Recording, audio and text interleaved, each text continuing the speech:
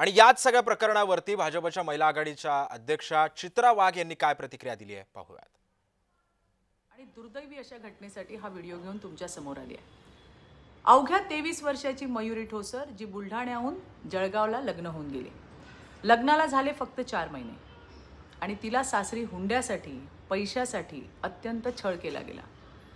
याच्यात आणखीन भर म्हणजे तिचा मोठा दीर हा घटस्फोटीत होता आणि तो वारंवार मयुरीशी अश्लील चाळे करायचा अशी माहिती मयुरीच्या भावाने दिली. 9 सप्टेंबर म्हणजे आत्ताच 9 सप्टेंबर 2025ला मयुरीचा वाढदिवस होता. सासरच्यांनी त्यासाठी सुद्धा मयुरीच्या माहेरच्यांकडनं पैसे मागितले आणि कदाचित तिच्या मनाविरुद्धच हा वाढदिवस साजरा करण्यात आला. कारण 10 सप्टेंबर 2025ला संध्याकाळी मयुरीने घरात कोणी नसताना गळफास घेऊन आत्महत्या केली.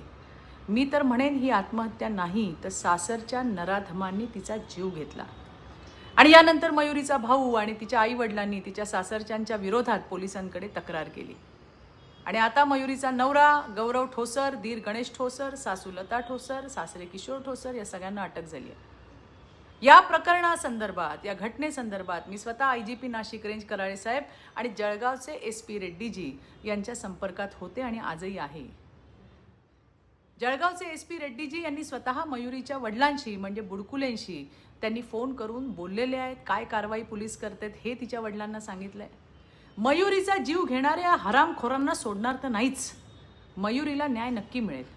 वैष्णवी हगवणेनंतर आता मयुरी ठोसरचा या हुंडाबळीच्या क्रूर मानसिकतेने बळी घेतलाय. मुलींनो, यापूर्वीही मी तुम्हाला अनेकदा सांगितलंय, अगं नका स्वतःचा जीव देऊ, स्वतःचा बळी जाऊ देऊ नका ग. त्यापेक्षा हिम्मत करून स्वतःसाठी स्टँड घ्या. गरज पडली 112 नंबरवरती मदत मागा. देवा भाऊने तुमच्या मदतीसाठी या नंबरची निर्मिती केली आहे.